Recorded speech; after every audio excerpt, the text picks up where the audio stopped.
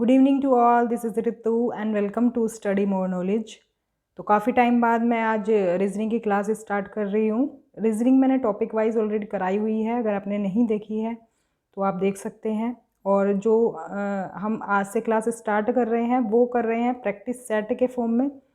तो practice set में कराऊंगी reasoning के, इसमें मिक्स क्वेश्चंस होंगे, सभी तरह के क्वेश्चंस होंगे। और जो टॉपिक मैंने कराए हुए हैं अगर आपने वो अभी तक नहीं देखे हैं तो आप वो देख सकते हैं। प्लेलिस्ट का मैंने लिंक डिस्क्रिप्शन में डाला हुआ है तो आप वो देख सकते हैं।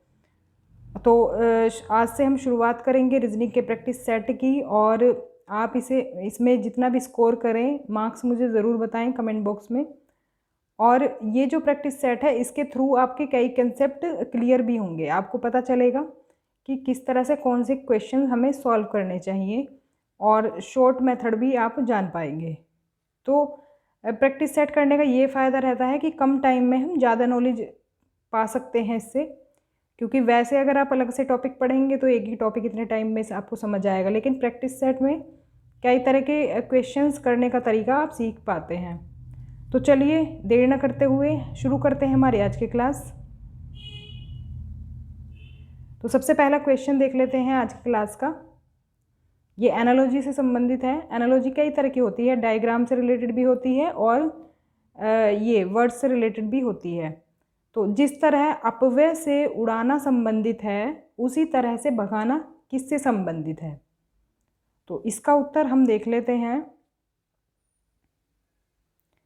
इसका उत्तर हो जाएगा ऑप्शन नंबर सेकंड, अपहरण। तो अपव्यय का क्या मतलब होता है? अपव्यय का मतलब होता है जैसे फिजूल खर्ची करता है कोई, ज़्यादा खर्च करता है, मतलब खर्च जितना करना चाहिए उससे ज़्यादा अगर खर्च करता है कोई तो हम उसे कहते हैं अपव्यय, ज़्यादा खर्च करना। और अगर हम कोई वैसे ही बोल देते हैं किसी को कि मतलब अपव्यय को हम एक तरह से क्या बोलते हैं कि पैसे उड़ा रहा है ये, तो तुम तो बहुत ज़्यादा पैसे उड़ा रहे हो, तो उड़ाना भी बोलते हैं उसे। तो मतलब एक तरह से सिमिलर ही मीनिंग है दोनों का। तो ऐसे ही हम कहेंगे कि भगाना किससे संबंधित है? अपहरण से संबंधित है। जैसे कोई किसी का अपहरण कर लेता है तो उसको क्या कहते हैं? भगाना भी कहते हैं। तो मतलब सिमिलर मीनिंग है। जिस तरह से अपव्यय से उड़ाना संबंधित है वैसे ही अपहरण से भगाना संबंधित है। तो इसका उत्तर हो जाएगा option number second. Next question देख लेते हैं। तो देखो ये जो क्वेश्चन है पाई चार्ट का क्वेश्चन है। ये पाई चार्ट से बहुत सारे क्वेश्चंस आते हैं, देखने को मिलते हैं। तो इस पाई चार्ट पर भी काफ़ी सारे क्वेश्चंस आप खुद भी बना सकते हैं। जैसे कि ये जो क्वेश्चन है ये डायग्राम हमें दे दिया है और इसमें जो है XYZ नाम का एक स्टेट है जिसका कि प्रोडक्शन कल्टीवेशन दिया हुआ है दालों का और अनाजों का। और टाइम क्या है? मतलब 2015 और 16 का ये इन्होंने कल्टीवेशन दे दिया है, क्रॉप कल्टीवेशन। अब इसमें इससे रिलेटेड क्वेश्चंस पूछे गए हमसे। तो देखो एक हमें इंफॉर्मेशन दी हुई है इसके बारे में, क्या कि जो टोटल क्रॉप प्रोडक्शन है XYZ स्टेट में वो कितने टन है?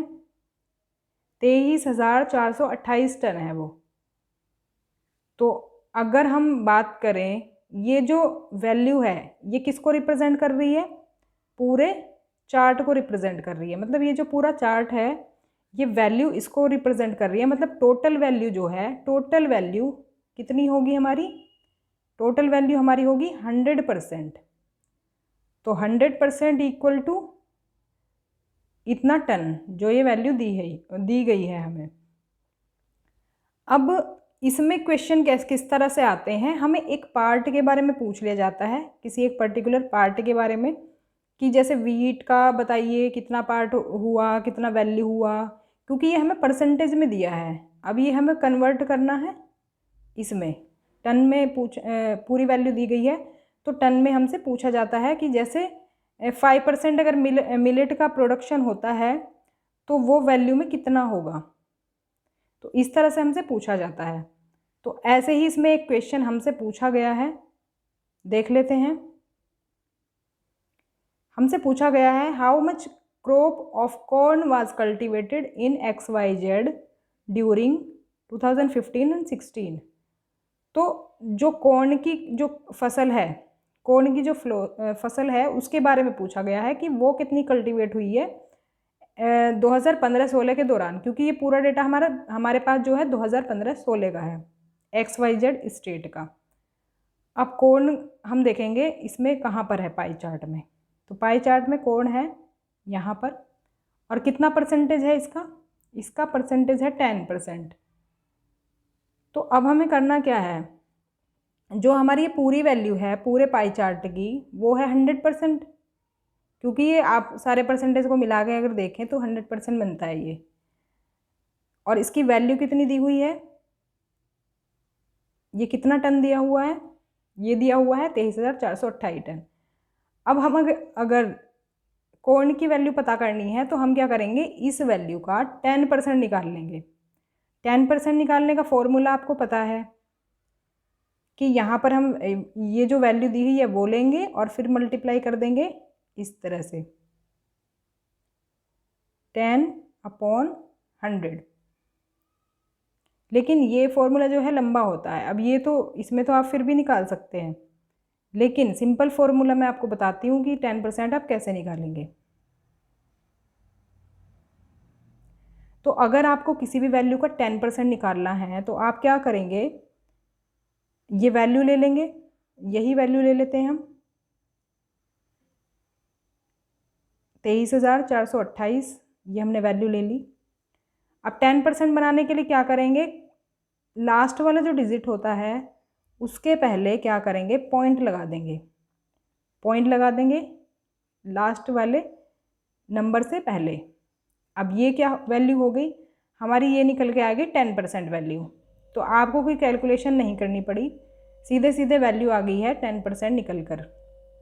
और ये वाली वैल्यू कौन से ऑप्शन में है, ये दी हुई है आपकी 4th ऑप्शन में। और क्योंकि हमें 10% कॉर्न की वैल्यू बतानी है तो ये हो जाएगा हमारा आंसर। तो इस तरह से इजी वे में आप परसेंटेज निकाल सकते हैं। अगर आपसे कोई और परसेंटेज भी पूछा जाता तो भी वो इजी रहता, इसी मेथड से आप निकालते। जैसे 20% अगर पूछा जाता तो 10 2 बार निकाल लेंगे और उसको ऐड कर देंगे, इस तरह से भी कर सकते हैं, या फिर 2 से मल्टीप्लाई कर सकते हैं एक बार 10% निकाल के। तो कई सारे तरीके होते हैं ये परसेंटेज निकालने के, तो इस मेथड से अगर निकालेंगे तो बहुत बढ़िया रहेगा। तो देख लेते हैं इसका correct answer, answer number 4, option number 4। आगे बढ़ते हैं। नेक्स्ट क्वेश्चन है, जब इस पारदर्शी शीट को बिंदुकृत रेखा पर मोड़ा जाता है तो कैसी आकृति दिखाई देगी। तो ये जो है क्वेश्चन है हमारा,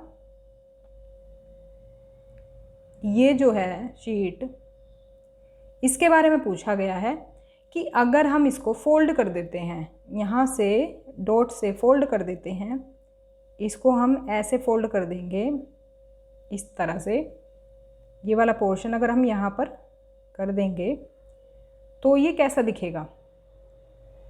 अब देखो ऑब्वियस सी बात है, आप क्या बना कर देखेंगे इसका, इसी तरह से शीट बना लेंगे आप।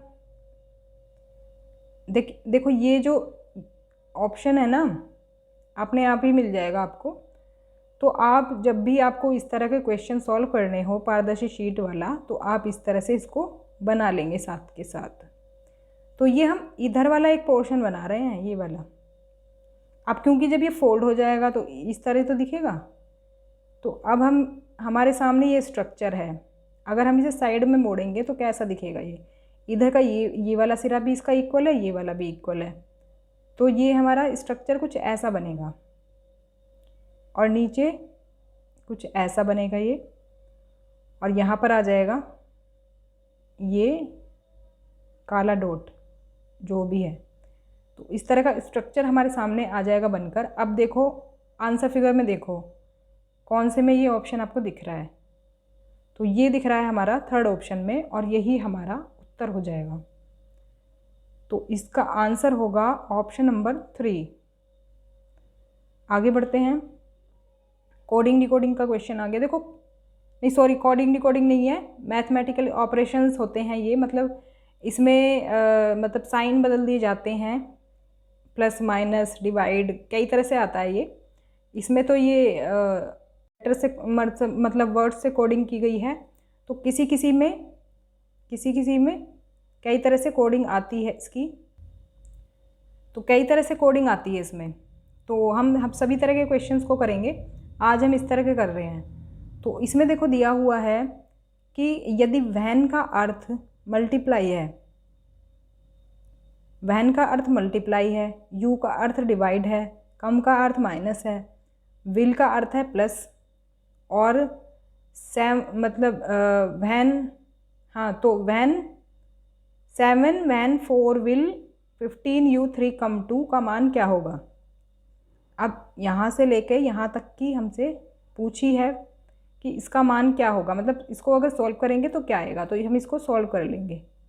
इसको सॉल्व कैसे करेंगे, देखो जिस तरह से क्वेश्चन में दिया गया है एज इट इज़ साइन हम रख लेंगे। वहन के बदले क्या रखा गया है, 7 के बाद है वहन, वहन के बदले क्या बताया गया है, मल्टीप्लाई, मल्टीप्लाई लगा देंगे। इसके बाद है यू का अर्थ क्या बताया है, डिवाइड, सॉरी इसके बाद 4 आ जाएगा। 4 के बाद दिया हुआ है विल, तो विल का मतलब क्या दिया हुआ है, प्लस, तो इसके बाद प्लस लगा देंगे। फिर है 15, 15 के बाद क्या है यू, यू का मतलब क्या है, यू का मतलब है डिवाइड, डिवाइड का साइन लगा देंगे। इसके बाद दिया हुआ है 3, 3 के बाद दिया हुआ है कम, कम का अर्थ क्या हुआ है, दिया हुआ है माइनस, माइनस के बाद क्या है 2, 2 लगा देंगे। तो अब देखो ये आपके पास एक फ्रैक्शन बनकर आ गई है और इसको हमें सॉल्व करना होगा किस रूल से, बोडमास रूल से। अगर आपको वो नहीं पता है तो मेरी रीजनिंग की एक क्लास ऑलरेडी मैंने कराई हुई है मैथमेटिकल ऑपरेशन के नाम से, उसमें इस तरह के क्वेश्चंस मैंने कराए हुए हैं। उसमें मैंने बताया हुआ है किस तरह से बोडमास रूल काम करता है, और थोड़ा सा हम इसमें भी जानेंगे, लेकिन डिटेल में मैंने उसी में बताया है, तो वो वीडियो आप देख लें। रीजनिंग की प्लेलिस्ट डिस्क्रिप्शन में आपको मिल जाएगी। अब देखो इसको कैसे सॉल्व करेंगे। सबसे पहले हम डिवाइड सॉल्व करेंगे, तो यहाँ पर आ जाएगा 5, इधर का एज इट इज़ लिख देंगे, और मल्टीप्लाई भी साथ के साथ सॉल्व कर लेंगे क्योंकि डिवाइड के बाद मल्टीप्लाई सॉल्व होगा। तो यहाँ पर हम लिख देंगे ये मल्टीप्लाई सॉल्व करके। उसके बाद यहाँ पर आ जाएगा -2। फिर अब हम क्या करेंगे, अब प्लस और माइनस बचा हमारे पास, इसके बाद हम करेंगे प्लस वाला सॉल्व। तो देखो यहाँ पर ये दिखता नहीं है प्लस का साइन, पर ये प्लस की ही वैल्यू होती है। अब हम प्लस वाले दोनों को जोड़ लेंगे, तो ये वैल्यू बनकर आ जाएगी 33, और -2, 33 में -2 करेंगे तो कितना आ जाएगा, 31 आ जाएगा। ऑप्शन कौन सा है, तो ये ऑप्शन है 31, ऑप्शन नंबर 1 हो जाएगा सही उत्तर। इस तरह से इस तरह के क्वेश्चंस करते हैं। देखो कोडिंग किसी भी तरह से कर दी गई हो, आपको बस साइन उसकी जगह पर रख देना है, चाहे किसी भी तरह की कोडिंग पूछ ली जाए, तो एक ही तरह से सॉल्व होते हैं ये। तो बोडमास रूल समझ लेंगे तो बहुत इजी आप सॉल्व कर पाएंगे इस तरह के क्वेश्चंस। देखो ऐसे क्वेश्चंस DT+B में ज़्यादातर पूछे जाते हैं। तो क्वेश्चन है, नायडू फिटनेस क्लब निम्नलिखित किसी भी श्रेणी से संबंधित व्यक्तियों को मासिक शुल्क में 30% छूट देता है। मतलब ये जो पॉइंट लिखे हुए हैं इन्होंने, ये जो कंडीशंस लिखी हुई हैं, इन सभी को ये 30% की छूट देते हैं। अब देखो अगर हम इसमें देखें कि क्वेश्चन हमसे क्या पूछा गया है, इन्होंने जो लाइन दी हुई है ये हमें पढ़नी है। पृथ्वी जो है एक भूतपूर्व सैनिक है। अब देखो ये वाली कंडीशन इस पॉइंट में कहीं है क्या, तो है, बिल्कुल है, 4th पॉइंट में दी हुई है। इन लोगों को पुलिस रक्षा बल के सैनिक हों या फिर भूतपूर्व सैनिक हो, इनको भी ये 30% की छूट देते हैं।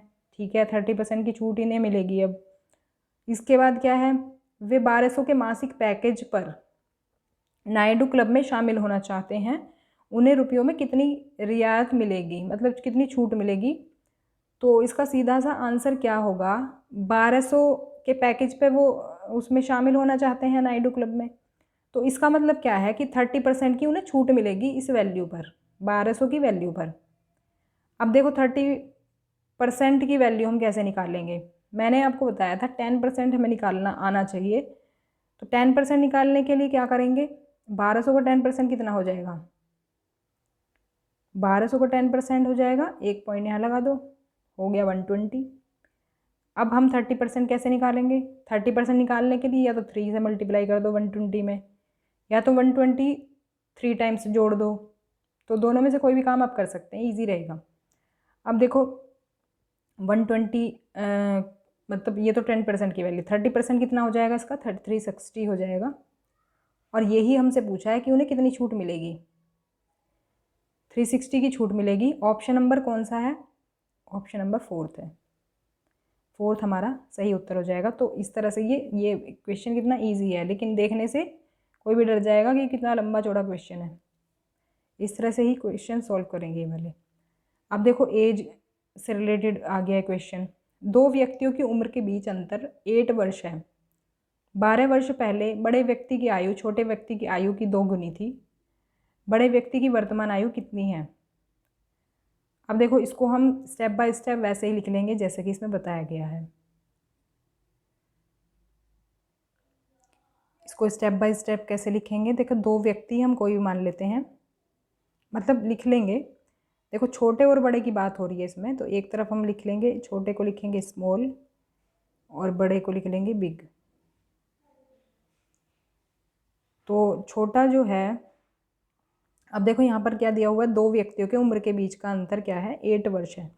मतलब इनके बीच का गैप कितना है? 8 वर्ष है। नेक्स्ट लाइन क्या दी हुई है इसमें कि 12 वर्ष पहले बड़े व्यक्ति की आयु छोटे व्यक्ति की आयु की 2 गुनी थी। तो हम सेम ऐसे ही लिख लेंगे। 2 गुनी के लिए हम क्या करेंगे? देखो ये छोटा वाला है तो इसको हम क्या लिखेंगे? इसकी थी 1 तो इसकी थी 2, क्योंकि ये बड़े वाले की कितनी है? 2 गुना है।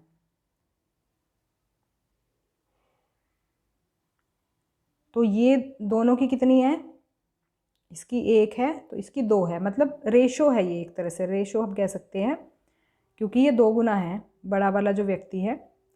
अब ये कब का बताया हुआ है? 12 वर्ष पूर्व का। मतलब ये अगर हम वर्तमान पे आएंगे तो +12 हमें करने होंगे। अगर हम प्रेजेंट एज पर आएंगे तो यहाँ पर हम लिख लेते हैं प्रेजेंट।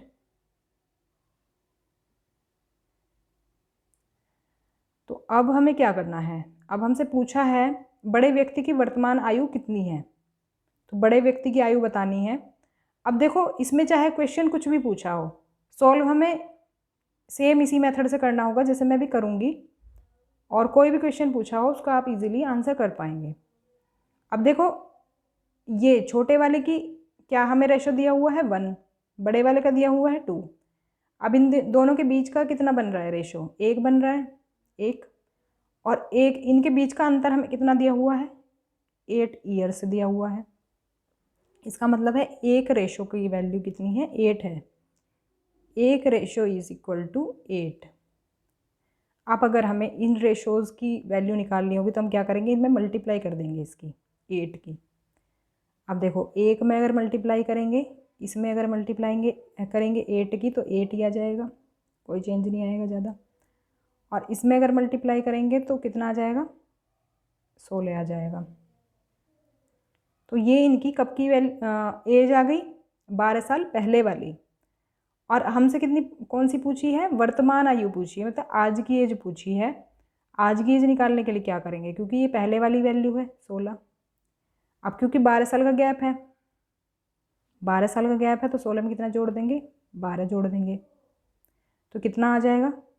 6 to 8 और ये आ जाएगा 2, तो 28 वैल्यू आ जाएगी आज की इसकी। तो बड़े भाई की ही पूछी हमसे, सॉरी बड़े व्यक्ति की पूछी है वर्तमान आयु कितनी है, तो ये 28 आंसर आ गया हमारा।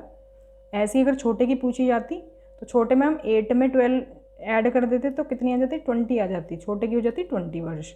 इस तरह से ही हम सॉल्व कर लेते इसे आगे भी। तो इसका उत्तर हो जाएगा option number 2, 28 years. Next question है चमेली के फूल में हमेशा होता है, कथन के लिए सर्वोत्तम विकल्प की पहचान करें। तो चमेली के फूल में हमेशा क्या होता है? आगे देख लेते हैं। तो ये ऑप्शन नंबर 2 हो जाएगा, सुगंध। अब देखो फूल में जड़ तो होती नहीं है, पानी की बूंदें भी ऐसी कोई ज़रूर नहीं है, और सींग क्या होता है? तो सुगंध ही ऐसी चीज़ है जो कि हमेशा चमेली के फूल में मिलती है। तो ऑप्शन सेकंड इसका सही हो जाएगा। अब देखो नेक्स्ट क्वेश्चन है, एक कॉलेज छात्रा ने प्रवेश परीक्षा लेते समय सही किए गए सवालों का 4 गुना सवाल गलत किए। यदि उसने कुल 100 सवाल किए तो उसने कितने सवाल सही किए। अब देखो इसको करने का भी तरीका बिल्कुल ऐसा ही है जैसे कि हमने वो एज वाले क्वेश्चंस किए थे। इसमें क्या करेंगे हम, सबसे पहले ये जैसे दिया हुआ है वैसे लिख लेंगे। तो सही और गलत का रेशो पहले लिख लेंगे हम। सही जो क्वेश्चंस हैं और गलत इधर लिख लेंगे गलत। ये एक्चुअली मैं मोबाइल से करती हूँ तो उसमें थोड़ा सा लिखने में थोड़ी प्रॉब्लम आती है। हैंड राइटिंग इतनी बुरी तो नहीं है पर इसमें इतनी बुरी आती है, इतनी ख़राब आती है। तो देखो इसमें दिया गया है परीक्षा देते समय सही किए गए सवालों का 4 गुना सवाल उसने गलत किए। अगर एक उसने सही किया तो 4 किए गलत, 4 गुना तभी तो बनेगा। इस तरह से लिख लेंगे, इसको सिंप्लीफाई कर लिया हमने। अब बताया गया है कि उसने कुल 100 सवाल किए तो उसने कितने सवाल सही किए। टोटल कितने क्वेश्चन किए उसने, 100 किए, टोटल किए 100। अब रेशो जो है हमारे पास कितना है, ये 1 + 4 कर देंगे तो कितना होगा 5। तो 5 रेशो आ गया हमारे पास। अब 100 सवालों का रेशो, अगर हम एक रेशो की वैल्यू निकालेंगे तो क्या करेंगे, तो 5 से इसे डिवाइड कर देंगे। इसको हम 5 से डिवाइड कर देंगे तो कितना आ जाएगा 20 आ जाएगा। एक रेशो की वैल्यू आ गई 20।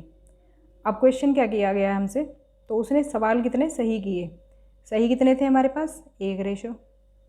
गलत कितने थे, 4 रेशो। अब क्योंकि हमसे सही पूछा गया तो हम सही का ही बताएंगे, गलत पूछा होता तो गलत का भी बता देते।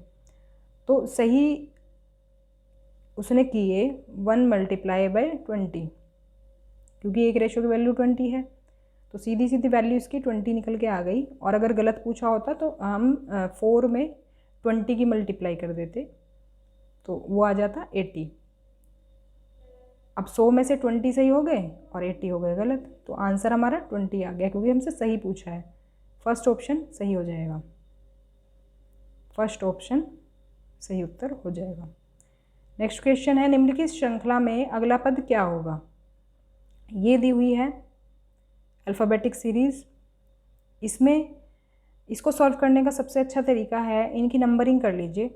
तो इससे रिलेटेड कंसेप्ट भी मैंने समझाया हुआ रीजनिंग के अपनी क्लासेस में, तो वो आप देख सकते हैं जाकर। सबसे पहले इनकी नंबरिंग कर लेंगे हम। तो देखो के हम लिख लेंगे, के किस नंबर पर आता है, के आता है 11 पर,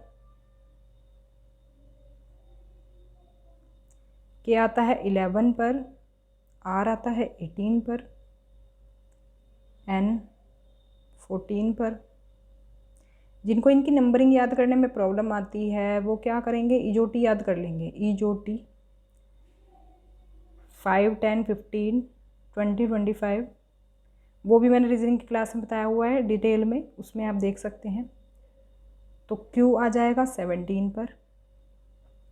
इसके बाद क्यू पी, क्यू 17 पर लिख देंगे। पी आ जाएगा 16 पर, टी 20 पर, टी 20 से भी याद रख सकते हैं इसका नंबर आप, ओ 15 पर।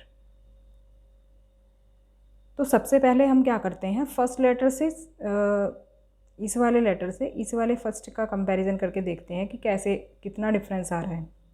तो इसमें अगर हम देखें तो ये +3 का डिफरेंस आ रहा है, +3 हुआ है नेक्स्ट लेटर में। इसमें अगर देखें तो इसमें भी +3 का आ रहा है, इसमें अगर देखें तो इसमें भी +3 ही आ रहा है। तो नेक्स्ट नंबर क्या होना चाहिए, 20 में +3 मिलकर क्या बनेगा 23। और 23 नंबर पर कौन सा लेटर होता है, ये होता है W। ऑप्शन में W कौन से नंबर पे है, 4th नंबर पे है। और कोई चेक करने की ज़रूरत नहीं है अगर आप एग्ज़ाम में बैठे हैं तो। लेकिन हम इसमें देखेंगे नेक्स्ट नंबर भी। अब देखो R से Q पर जाएंगे। अब हम सेकंड लेटर चेक कर रहे हैं।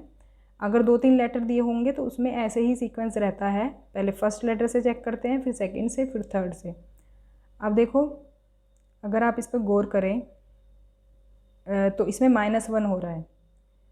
18, 17, 16, 15, 1 माइनस हो रहा है।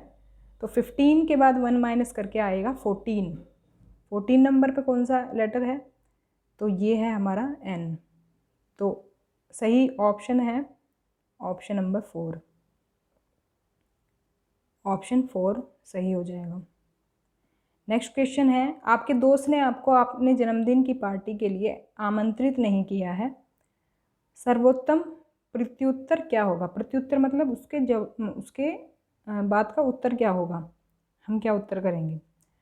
तो देखो, इसमें जो उत्तर हो जाएगा वो हो जाएगा ऑप्शन नंबर 4 कि उसे शुभकामनाएं भेजेंगे। तो ऐसा नहीं है कि उसकी अनदेखी करेंगे, भाई उसने नहीं बुलाया कोई बात नहीं, लेकिन हम अपना काम करेंगे, हम शुभकामनाएं उसे भेजेंगे।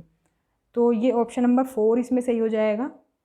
तो ये थी हमारी आज की क्लास रीजनिंग की। अगर वीडियो पसंद आई हो तो लाइक करें, शेयर करें और सब्सक्राइब कर लें चैनल को, जिससे कि ऐसे ही इन्फॉर्मेटिव वीडियोस आपको मिलते रहें। तो मिलते हैं नेक्स्ट क्लास में, तब तक के लिए stay connected and keep watching study more knowledge. Thanks for watching.